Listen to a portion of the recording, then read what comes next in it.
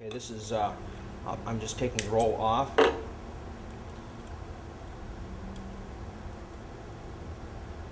like to string it through here, otherwise it can explode kind of almost, and you've got wire everywhere. So to take the wire out, to pull the wire through, I can disengage the feeder unit right here, and I can possibly pull it right out like that. Now there is no wire in there in the stitcher.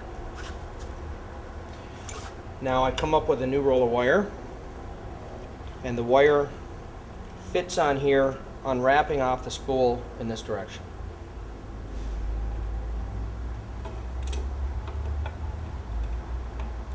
I get it set in place.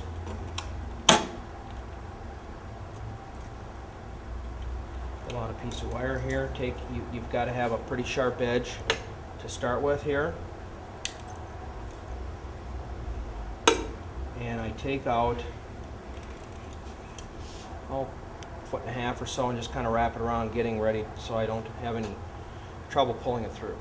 Okay, this is just another view because you only saw it on the right hand side. I'll show this real quick, where the wire comes down through here, transfers over to the left side, and then down here to the 90-degree turn. Again, this has to be at the 3 o'clock. This particular yellow lever here, any other position, it is engaged and advances the wire with a stitch.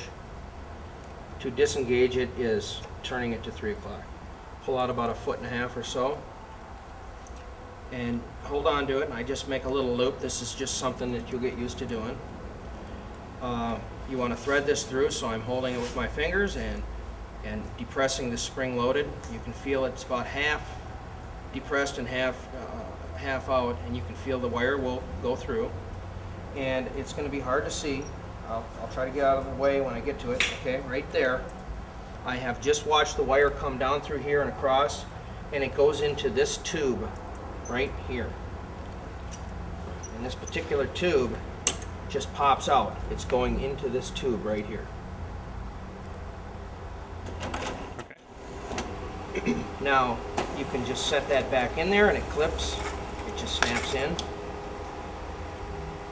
right there. I can see it transfer into that tube, and I can feel it a little bit more resistance because it does a little less turn here. I get down to it. Now I feel it kind of coming down here to the 90-degree turn right down here, and I don't want to force it, because if I kink it up here, you might as well start all over again. So actually, if you choose, you can bring this wire down, advance it into this tube right here, and you can stitch it until it pulls it, allow it to pull itself through. You do the felt, feed it through here, it's basically ready to go.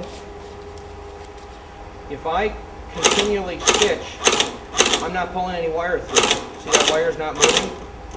It will move when I engage it, and it'll pull it exactly what you need until you see a stitch right there and a piece staged up. And when you see a piece staged up and ready to go, the stitcher is ready to go. That's the little staged up piece down there. If I pull this piece out, that's your piece ready to be stitched into the checkbook, all cut and ready to be bent over and make a stitch.